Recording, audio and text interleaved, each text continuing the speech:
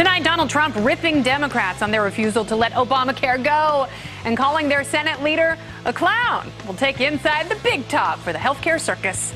And the director of national intelligence doubles down on Russian interference in the 2016 election. We'll break down today's Senate hearings on the hacks. Plus, a new film explores facts and feelings about the Boston Marathon bombing. I'm going to talk to director Peter Berg. Hold on to your seats. We're about to take off. Oh, tomorrow President Obama officially gives his 2 weeks notice. And what a glorious 8 years it's been. Just ask him. A presidency that started with blame. The biggest problems that we're facing right now have to do with George Bush trying to bring more and more power into the executive branch. Now ends with blame. There is going to be potential anger, frustration, fear. I think somebody like Mr. Trump's taken advantage of that. Book ended with blame for Bush and Trump. His presidency hinged on whining. He blamed guns, Republicans with guns, Israel, Russia, even Hillary. I won Iowa not because the demographics dictated that I would win Iowa. It was because I spent 87 days going to every small town and fair and fish fry and VFW hall. Oh, such a good campaigner. That's such a shot at Hillary. So other than boo-hooing over a tepid glass of sour grape juice, how will this president be remembered? Well, for his signature piece of legislation, of course, that was supposed to save health care, make the sick healthy, boost the economy, and put people back to work. Under the reforms we seek, if you like your doctor, you can keep your doctor. I will not rest until anyone who's looking for work can find a job. Excuse me. Oh, he must be pretty sleepy from not resting. All right. Well, Chief Justice John Roberts would have spared us so much national indigestion if only he'd sprouted a pair of judge nuts under that robe and sided against Obamacare and the critical National Federation of Independent Business versus Sebelius decision. But now we're stuck with spiking premiums and deductibles, and insurers are running for the exits faster than missionaries at a Lena Dunham bikini fitting. It wasn't just legacy cementing domestic stagnation. He also hackishly turned the Middle East into a cesspool of death, rewarding enemies, stunning indecision, red lines drawn in crayon, and indiscriminate droning. He was no prince with civil liberties as the surveillance state bloated up under his watch like a 2-week-old body in a muddy river. He also leaves his party in a shambles as record numbers of Democrats lost seats in national and state elections, including his first runner-up successor, whom he stabbed in the back, reaching to pat his own. He's a true paradox, a likable guy with a 53.6% approval rating, yet 56.4% of the country thinks we're on the wrong track because of his policies. He's the kind of president who gets elected in 2008 because he seemed like he'd be fun to have a beer with, but then totally repudiated in 2016 when voters can't afford to buy beer anymore. Debt has doubled, taxes and spending are up. Donald Trump is going to be president and will inherit more authority than any first-termer thanks to Obama's concentration of presidential power. And he leaves the keys to the kingdom to a man he despises who is sure to obliterate anything that's left of his tattered legacy. Go have a beer, Mr. President. At least you can afford it, and you definitely need it. I'm Kennedy.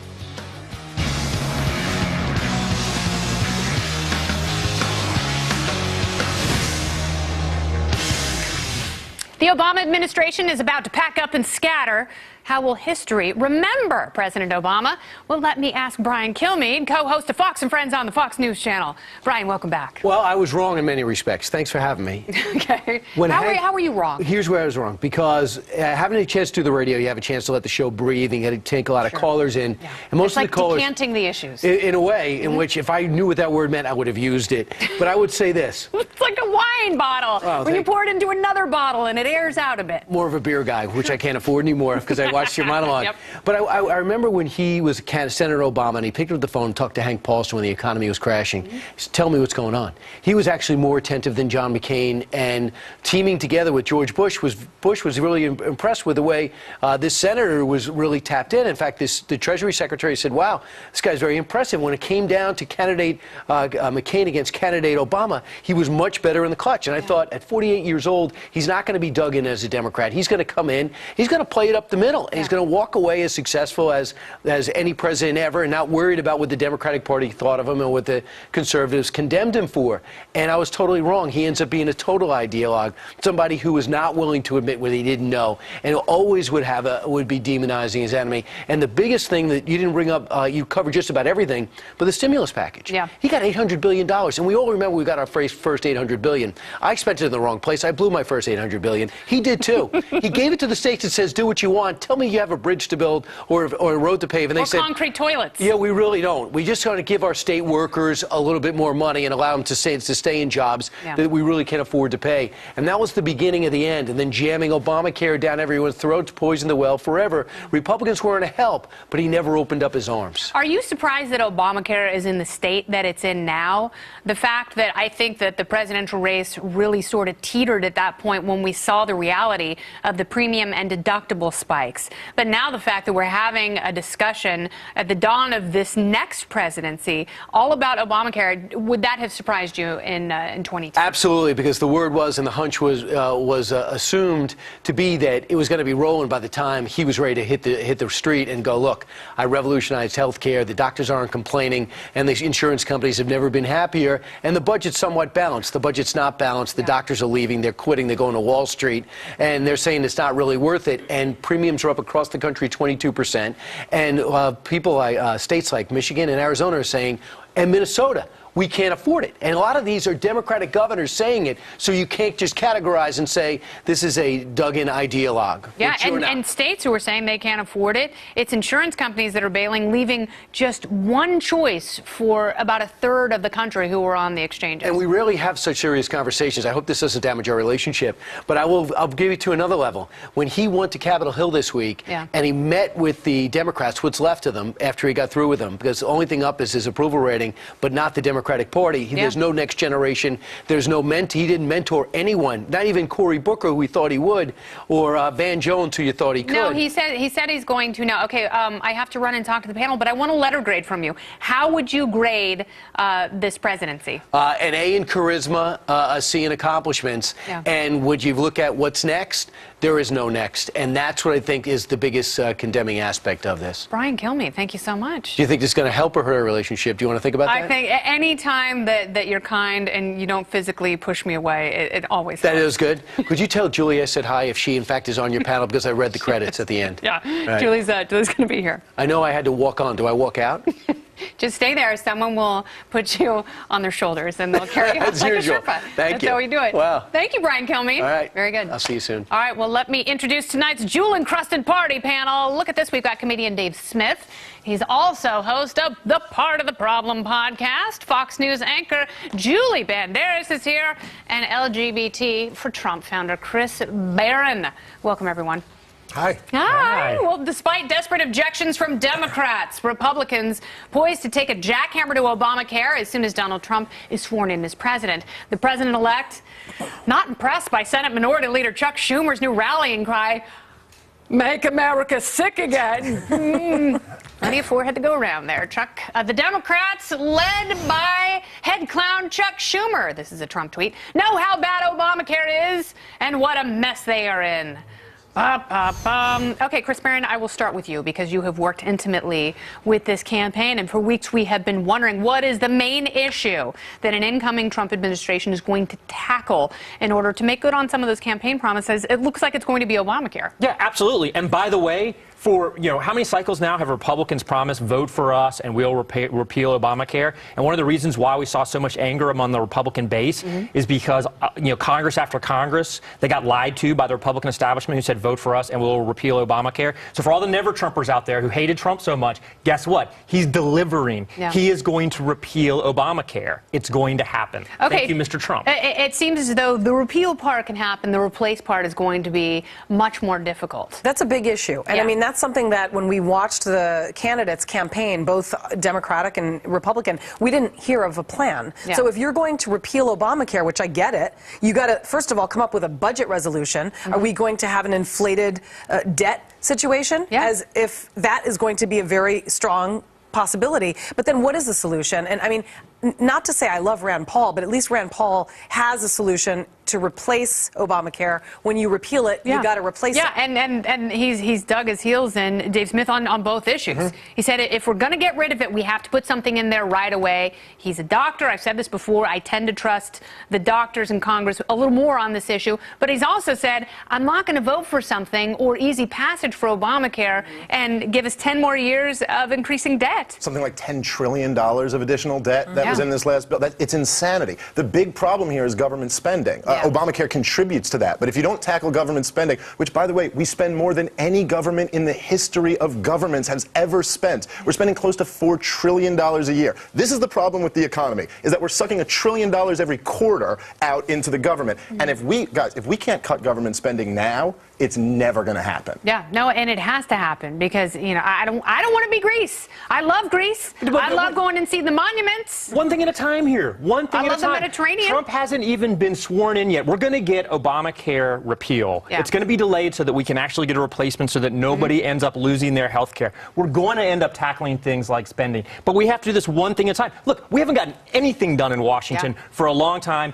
In a Trump Congress, we're going to start getting things done. I'd love to Chuck Schumer card into it, because Chuck Schumer is not going to make this easy either. I mean, is anything actually going to get done? When you hear Chuck Schumer speak, it's almost as if it's going to be impossible for the Republicans. Well, it's also a form of punishment for many people. Now, earlier today, speaking of top intelligence officials testifying on Capitol Hill, some of them did in front of the Senate Armed Services Committee about Russia's role in the 2016 election. Committee Chairman Senator John McCain asked National Intelligence Director James Clapper, who has lied to the American people before, I'm not a Clapper fan, if he and the other intelligence heads maintain their position that the Russian government interfered in the U.S. presidential election. Those are still operable and correct statements? Yes, Chairman McCain, they are. As I indicated in my statement, we stand actually more resolutely on the strength of that statement that we made on the 7th of October. I still don't trust him. Despite that, James Clapper and the White House have declined to call the Russians' election interference an act of war. I will start with you, Dave Smith. I mean, obviously, these are some very serious issues. If you have a government like Russia interfering with any sort of cybersecurity and election process in the United States, that is an issue, but we have not been given any direct evidence that that's what's happened, and I don't trust a word that comes out of Clapper's mouth after he looked at Ron Wyden and lied to him about whether or not they were capable of and were spying on innocent American citizens. Look, anybody who studies the history of the NSA or the CIA or the FBI, if you take them at your word, it's the height of naivete. Naivete. Yes, it's ridiculous. And of course, as you said, he lied through his teeth to the American people just a few years ago. It was a direct lie. He said there's no mass data collection. He didn't even say we're not spying. He blatantly lied. I don't trust any of them. They've put no evidence for. Look, the CIA's made one claim. Julian Assange has made the opposite claim, that Russia wasn't involved. Yeah. I'm still just up in the air. I've seen no evidence either way. And if Russia did do what they're accused of doing, they revealed truth to the American people about DNC corruption. Thanks, Russia.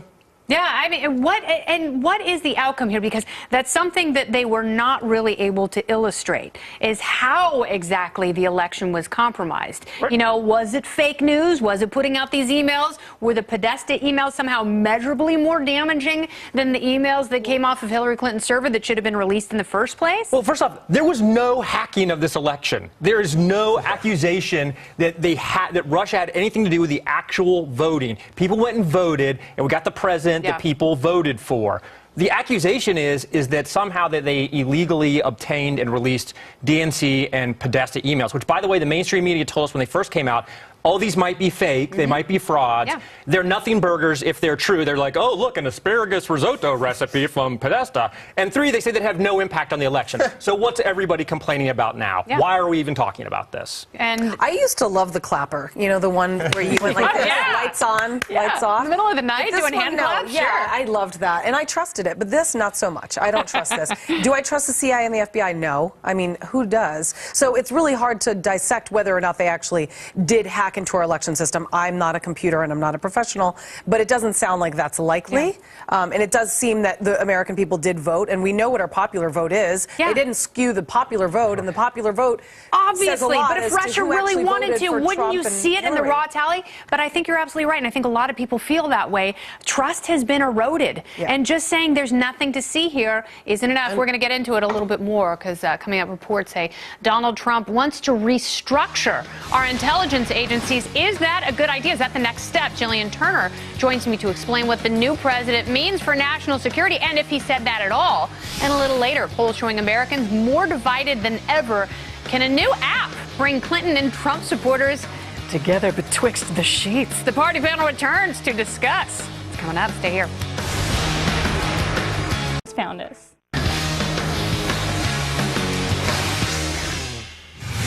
American intelligence agencies might be going on a diet during the Trump presidency. This according to the Wall Street Journal. The new president plans to restructure the office of the Director of National Intelligence and the CIA in an effort to slim down and depoliticize intelligence organizations. Here with more, it's Jillian Turner. She worked for the White House National Security Council under two presidents, George W. Bush and Barack Obama. She's also a Fox News contributor. We were also on Outnumbered today on the Fox News channel. Hi, Jillian. Hi. So let's talk about this a little bit, because this is one of these areas where I don't necessarily disagree with Donald Trump. I think it's fine to take sort of a hard look at how many intelligence gathering agencies we have. Why do we have so many? And maybe there's a way of restructuring them to make them more efficient. Is that what he's saying? I hope so. My caution here is that I don't know it's necessarily a good thing to be saying all of this before he's in office and he's had a chance to work with the intelligence community. Yeah. Meaning, if you're going to rejigger it and make it stronger and faster and better, then wonderful. But how do you go in knowing you want to do that? I mean, at this point, he really only knows, he's not getting his intelligence briefings. He really only knows what he's heard from them on the media. I know he's not getting all of his intelligence briefings, but there are people on his team who says, no, he gets briefings, he doesn't get them every day. Fair, yeah. But he is listening to people around them. Vice President-elect Pence gets them every day. And I understand that, but if you take politics out of it, as a limited government person, it looks as though we have way too many of these agencies. And there may be so much overlap here that, you know, the Office of the Director of National Intelligence was created to create cohesion within these departments, and that's not necessarily happening, as we're seeing friction rise up again among the FBI and CIA. I mean, the one thing that you do need with the ODNI is you need it to have enough kind of clout that it can be the big guy in the room when it comes to moderating between the CIA and the NSA and the FBI and all the intelligence agencies. As you said, it's supposed to be kind of the coordinator of all those people. It's been around since 2005. It's done a lot, but I think that there's still, particularly between the ODNI and the CIA, this constant jockeying for kind of political positioning and power and administration. So if the Trump administration could help with that, that would be great. But you're going to have to, if you disempower the DNI, then we're back to a pre-2005 situation where the CIA is running the show, and I don't think Donald Trump wants that. No, I think they're a lot of people roughshod over the government. Yeah, in a post-Snowden era, I think a lot of people I don't think we want that much opacity in government, especially in an agency that really has very little oversight. And I understand John Brennan, you know, he's essentially on his way out the door. And there's some pushback there because no agency wants their budget cut. No one really wants to be restructured. But sometimes it's not necessarily about what they want. It's about what's best for the country. So what do you think is best for the country? I think that streamlining is good, cutting out waste is good, but it comes down to what you're cutting out. Meaning, you can't just say, we're going to gut the ODNI, because there's consequences to that. And the Trump team has pushed back, saying that Wall Street Journal report was false. Well, another thing it said, which is contested now, we'll see, but one of the sound bites from it was, they also want to, in terms of the CIA, eliminate some of the Washington folks and put more field officers out around in different countries. Which sounds like a good idea, but again, I think that requires more of a thorough airing out as well. And we'll see what happens when President-elect Trump is inaugurated and how things actually change, not just how they're rumored to change. So please keep us posted here. I appreciate it. Will do. Thanks, Jillian. She has a great singing voice, too. I found that out. Oh, God. So awesome. We're a duet at some point. Coming up, Republicans itching to blow Obamacare apart. But what will take its place? Get ready to get smart with Brian Brenberg. He's breaking it down. Brianomics next. You entertaining any doubts? 'Cause you had to know that I was fond of you. Fond of YOU. The new your mascot is. I love that song. I can't wait for more shins, and I'm very glad you're here. Not Obamacare, though. Obamacare's days numbered.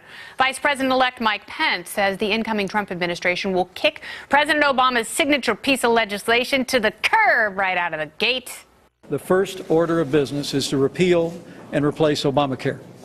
Obamacare has failed, and the American people have sent a decisive message to Washington, D.C. Now, meanwhile, GOP lawmakers say they are working on an alternative to the Affordable Care Act.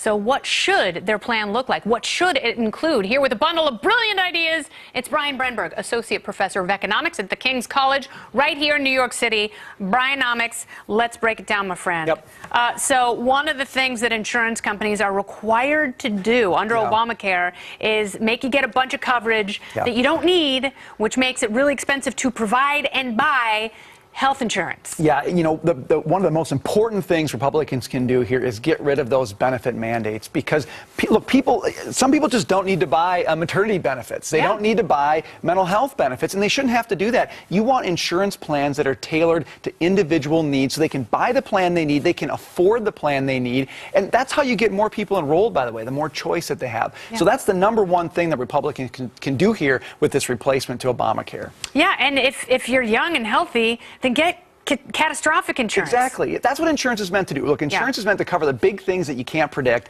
and the things that are predictable, that are routine. You want to be able to put money aside to pay for those. That's why health savings accounts are so important. I'd love to see them expand the use of health saving accounts. I would love for people to hear more about that idea, because when people say, you know, no one has a plan on either side, this is actually part of the plan that Paul Ryan has talked about, Tom Price has talked about. I think it's so unfair that people are saying Republicans don't have a plan. I think it's what they're saying is we don't like what they've been talking about. Republicans for years have been talking about ideas that can move us more in a market-friendly direction. But it's not some, silver bullet idea that Obamacare was supposed to be, right? Not some big top-down plan. It's a market-oriented plan. There are tools individuals can use to manage their own health care. And that's the direction that you want to move in. I mean, if you could make healthcare like Amazon. So you go on Amazon, you put a product in, and then there are a bunch of different vendors that sell the same product for slightly different prices, and you get to choose how fast you get it and how much you're going to pay for it, essentially. How nice would it be if you could choose a plan that's not necessarily in your state,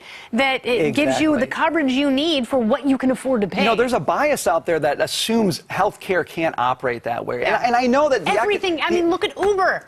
And the sharing economy, everything can operate that way. And that's the point, is that this bias is unfair. Look, let's create the opportunity to see what entrepreneurs can do in the healthcare space. I don't think there's any limit to how innovative we can be, but that can't happen in a system where you have centralized federal control of people's health care, when you have coverage mandates that people don't need, when you have individual mandates that require people to buy insurance they don't want.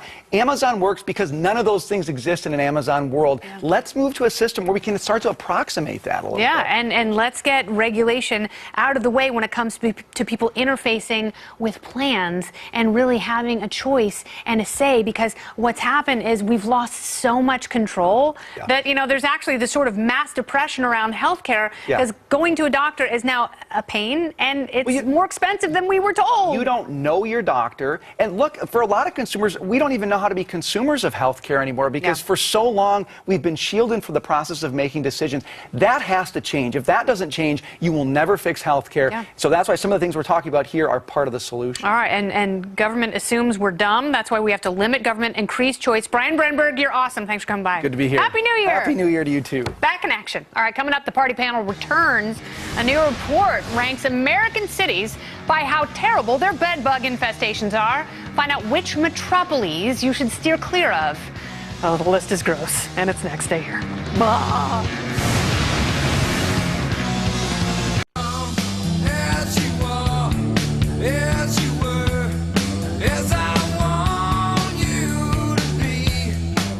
Welcome back. Between the 2016 election and social media created bubbles, America has become a very polarized nation. A new Pew Research poll says 44% of Republicans and Democrats never agree with the other party's positions.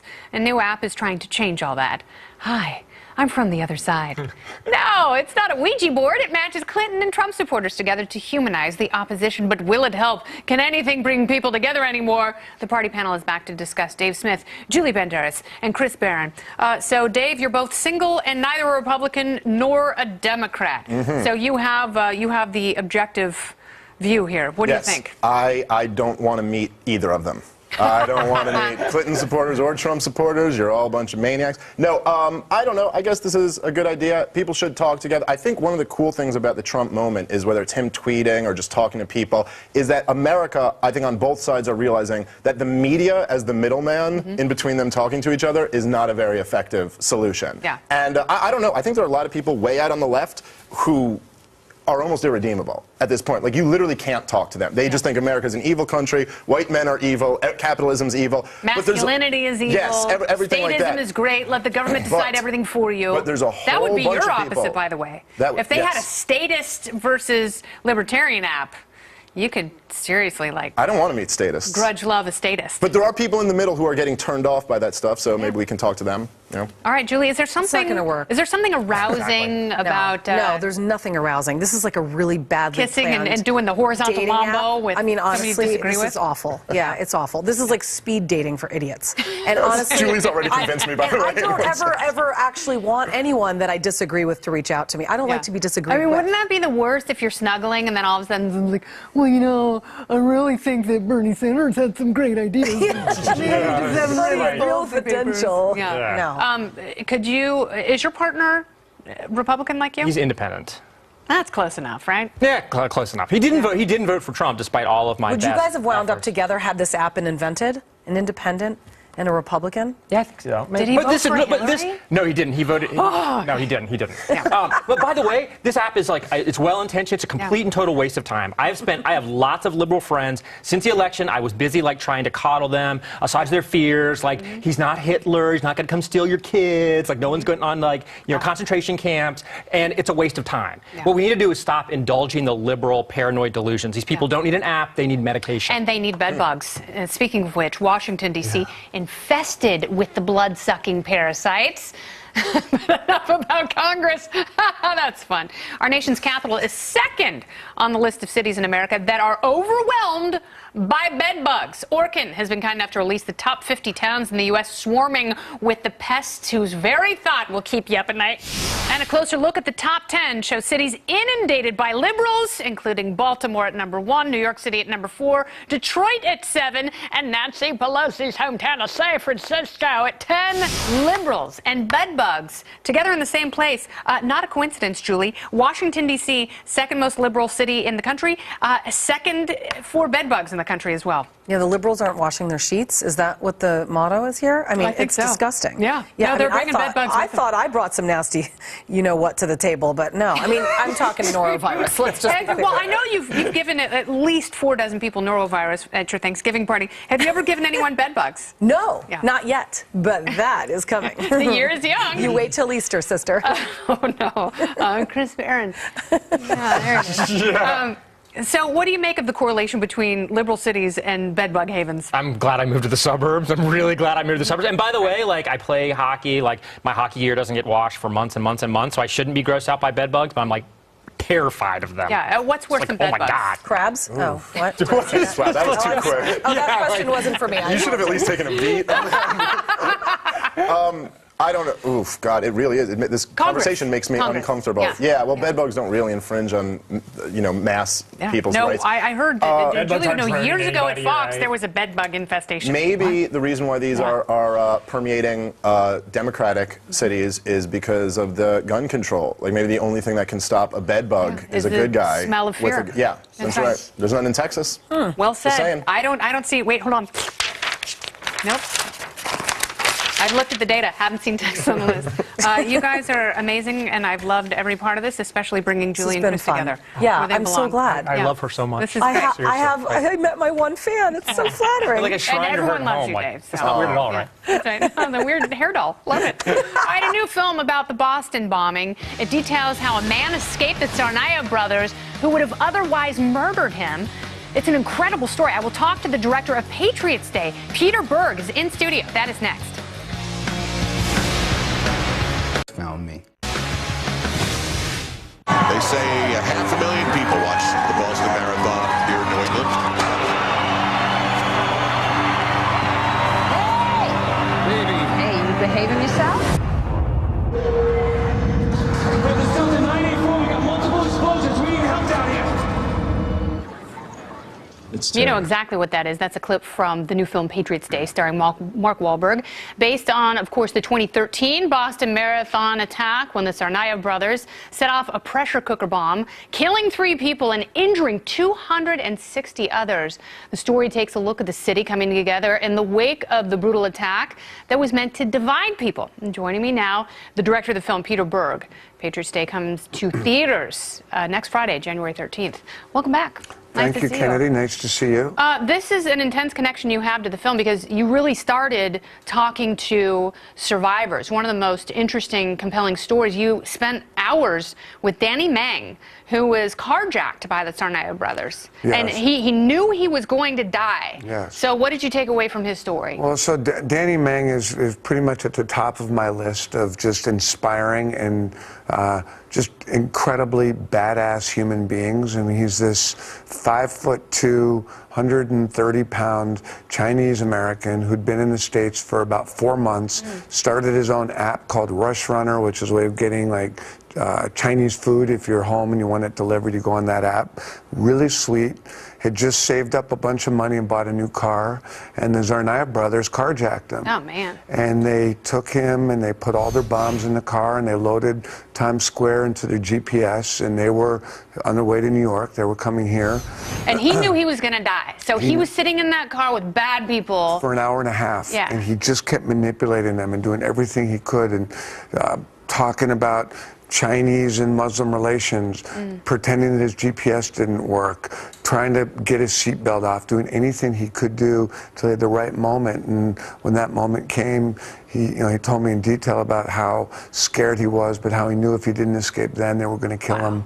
And he did. And I really, I think pretty much everyone in Boston law enforcement who knows anything about the marathon and the events around the marathon will tell you that Danny Mang is a real hero, and he definitely saved an explosion in New York. Yeah, one of the incredible stories that we see in the movie, which you were reluctant to commit to, even though you'd already worked with Mark on 2 other films. So what was it emotionally that finally got you on board with this movie? Well, I think that it's obvious that this is the new reality of the world that we live in, that these acts of terror are unstoppable. We're no longer in shock when we wake up in the morning and something horrific has happened. And I think as a father, I was interested in exploring this issue, particularly how we respond as a community to these acts of horror. And what we saw in Boston, which is what we saw in New York 9/11, or Orlando, or San Bernardino, or Europe keeps experiencing. I was actually in Nice, Bastille Day, when that truck driver drove through and killed 85 people. And was this after you had completed filming on this? I'm working on a documentary about Rihanna, the singer. Yeah. And I wanted to do that because I wanted to do something different. After making 3 intense films and spending so much time in Boston. Yeah. With in the wake of the marathon, I wanted to do something a little more, I thought, lighter and more fun. I was with her in Nice, Bastille Day, when that truck driver drove through, and it was amazing because right in front of my hotel, I saw the hotel staff running out to help the police, just like we saw in Boston, Yeah. and it was really the same reaction. And you and Mark actually got on a loudspeaker the day that, the very early morning, you're shooting in Boston on Boylston Street, and you had to remind people this is only one day, this is only one part of the movie. How do you know that? Were you there? Baby, I know everything. Yeah, I know your whole were you there vibe. for that? But that's really intense because you realize that you've got some Right. people who've experienced trauma. Right, of course. We had 1,000 extras. Well, we didn't film on Boylston Street. We recreated a piece of it. That's right. And we had 1,000 extras there, and many of them had been at the bombing site. They were at the finish line when the bombs went off, and they wanted to come be a part of it. And I think we could sense a certain level of nervousness and anxiety as they realized that we were recreating, something that was very traumatic to them. So, yes, Mark and I would talk to them. We filmed it for 4 days, and we would talk about how what we were filming was definitely, a part of the movie, but was only a part of it. And this film was about much more. I'm always hesitant to talk about, why I make a movie or what the thesis is or what I want someone to take away. But I do want someone to take away the power of love, the power of community, which is really at the heart of what this film is about. And, look, the realization that we can't really stop this. If some lunatic wants to do something like this to us, he might do it, he might hurt us, but the unintended result of these acts of terror are to bring people closer That's right, together. and we got the phrase Boston Strong, which sums up the city and that time, and this is a great look on something horrific and tragic, and I appreciate you doing your best to make sense of it. Thank you, Peter Berg. Thank you. Indeed. Thanks All for right, coming thank back. Appreciate it. All right. Nope, stay there. Stay there. There we are. Coming up, can a new procedure that fixes acoustic neuroma help relieve polar bear vertigo long enough for them to ice skate again? All this and more on the next Topical Storm. Is it cold enough for you? Is it? Yeah, let me give you a little lovin' from my weird news oven and heat this platter up. This is the Topical Storm. Topic number 1. Have you seen Hasbro's Pie Face Challenge? It's so cute, pretty simple. You just try and smack a red button more than your competitor, and if you don't, you get a face full of whipped cream. The family dog wanted in on the action. He didn't give a rip about the game. He just wanted a muzzle full of sweet, cold, whipped cream. Watch.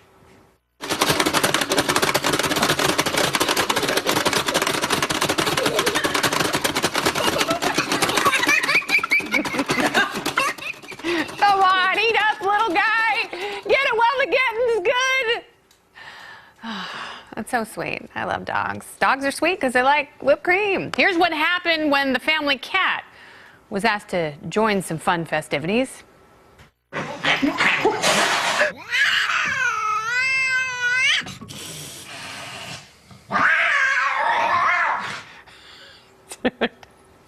Science proves it. Dogs are sweet and cats are furry remnants of an open vortex to hell. Topic number 2. If you're making a car commercial that's for some reason set in an ice rink, as they are, you should probably give your mascot skating lessons first.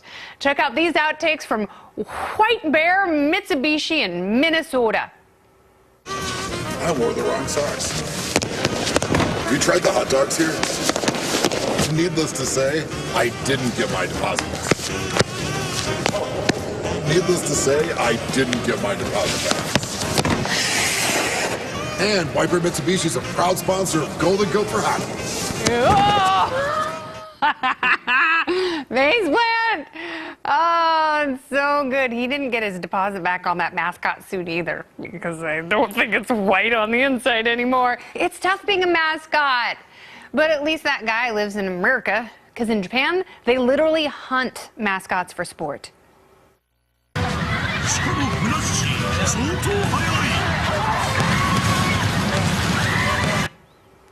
I'd be screaming too.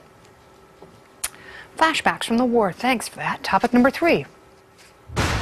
A young lady in Brazil discovered that her grandmother thought she was praying to a statue, like this one, of St. Anthony, every single day for years.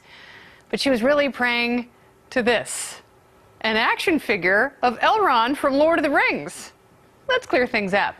Anthony of Padua was a Franciscan priest who tirelessly served the sick and poor and has been immortalized by the Roman Catholic Church as the patron saint of lost things. Whereas Elrond was a 6,000-year-old half-elf who, as Lord of Rivendell, sheltered Bilbo Baggins and Thorin's company in The Hobbit, and of course later headed a council which decided the One Ring should be destroyed at Mount Doom in Mordor. Now, if someone will send me her address, I would be happy to mail this awesome statue of Moses I found at Comic-Con. Moses. Ears and noses. Topic number 4. Sometimes it's gonna rhyme, baby. Virtual reality is coming into its own as a medium, and it's become so sophisticated that games can really startle people. Watch this kiddo reel from a digitized scare.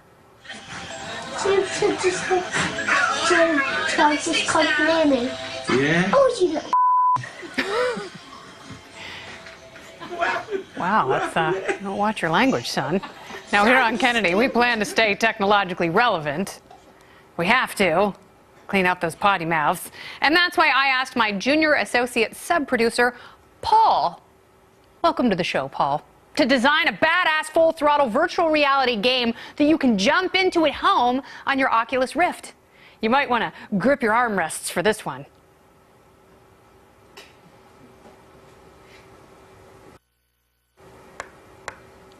That's it? Oh, that was it? Glad to have you on the team, Paul. Obviously a special hire. Topic number 5. There are moments in life when we can be truly grateful and appreciative of the love and friendship we have surrounding us. And then there's this moment right now. This is viewer mail. Brenda begins the festivities with, "No, MTV was over when you showed up. Get real." Who are you, Downtown Julie Brown? Or Kevin Seal? Brenda. Albert writes, "Kennedy seemed like she was on drugs tonight." Seemed. You holding? John tweets, "Loved the show, Kennedy. Cynically twisted and yet simply irresistible." Robert Palmer. Too soon. Marco says, "I'm a fan of 2 things. Hashtag Kennedy Nation and hashtag bourbon.